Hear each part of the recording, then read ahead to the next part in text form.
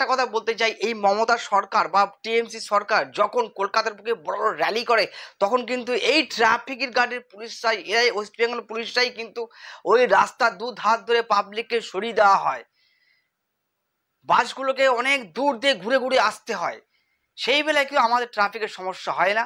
আজকে ছাত্র সমাজ থেকে একটা ডাক দেওয়া হয়েছে, একটা প্রোটেস্ট করা হয়েছে, সেই প্রোটেস্টটাকে আটকার জন্য আপনারা কি করছেন, বড় বড় রাস্তায় র্যালি যাতে আসতে না পারে সেই রাস্তাকে ব্লক করছেন, গত 3 দিন ধরে ব্লক করছেন। সেই বেলায় কি ট্রাফিক প্রবলেম হচ্ছে না? ছাত্র সমাজ যখন একটা মিটিং করতে যাচ্ছে, একটা মিছিল করতে যাচ্ছে, তখন আপনারা বলছেন কোনো রকম করা যাবে না, কেননা সেই কলকাতার বুকে চারিদিকে জ্যাম হয়ে যাবে। তো আপনাদের রাখা আছে কি করতে?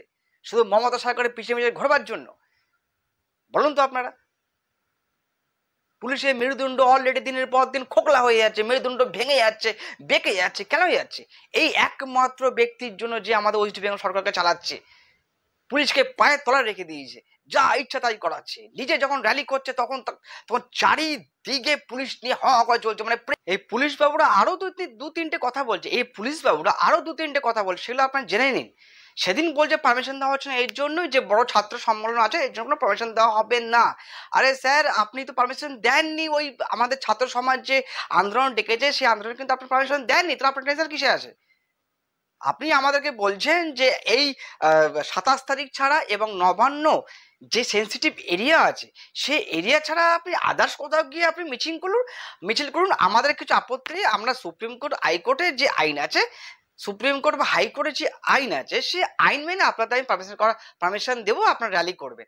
আর আমাদের দরকার আছে সেই নবান্ন, আর আপনি বলছেন চলে যান ওয়েস্ট বেঙ্গলে অন্য কোনো জায়গায়। এটা সম্ভব নাকি?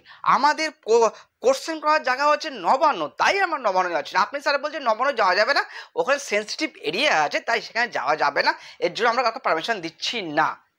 আপনি বাড়ি যান না, আপনার বাড়িতে ফ্যামিলি নেই, তার আগে থেকে আপনার নিজেদের মুখ কি করে দেখান যে আমরা টিভির সামনে গিয়ে এই সমস্ত কথা আমরা বলি, পলিটিক্যাল কথা বলি, যেগুলো আইনগত কিছুই নেই। আপনি তো আইনের সুরক্ষার জন্য রাখা হয়েছে, কারো পা চাটার জন্য তো রাখা হয়নি আপনাকে। আপনি আপনার আইন নিয়ে যেটা হবে সেটা বলবেন, আমাদের মতো আম পাবলিক মেনে নেবে, স্টুডেন্টরা মেনে নেবো আমরা। আইনগত হতে হবে, কিন্তু কার পাঁচাটা এসে কারো নবান্ন থেকে কোনো একটা বিজ্ঞপ্তি এলো সেটা আপনি বসে পড়ে বলে দিলেন, এটা তো হয় না। নবান্ন থেকে তার কোনো আইন পাস হয় না, আপনারা ভালো করেই জানেন এই সমস্ত জিনিস। আপনি বলছেন যে নবান্ন ছাড়া আদার্স কোথাও গিয়ে তোমরা মিটিং করো সেখানে পারমিশন দিচ্ছি।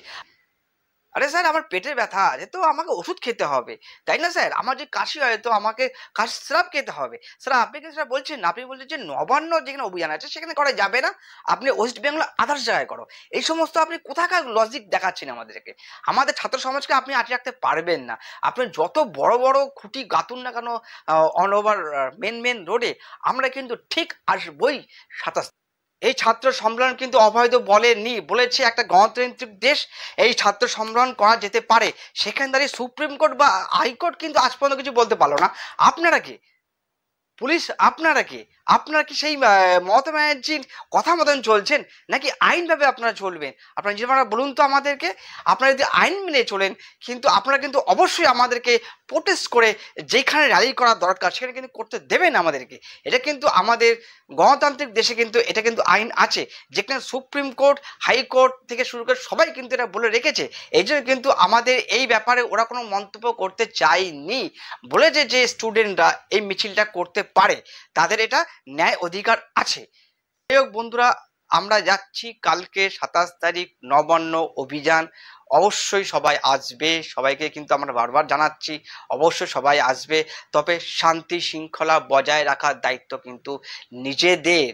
আপনারা যারা আসবেন তাদের কিন্তু নিজের দায়িত্ব নিজে নিয়ে আসতে হবে, এবং শান্তি শৃঙ্খলা বজায় কি করে থাকে, পুলিশদেরকে রেসপেক্ট কি করে করতে হবে সেটা কিন্তু আমাদের থেকে শিখে দিতে হয়। নিজেদের সতর্কতা, নিজেদের মনুষ্যত্ব কিন্তু বজায় রেখে এই মিছিলটা কিন্তু অবশ্যই কালকে আমরা সবাই আসছি হাওড়ায় দুপুর 1টা নাগাদ কিন্তু আমরা জমায়েত হচ্ছি, ওখান থেকে যাব আমরা নবান্ন অভিযান।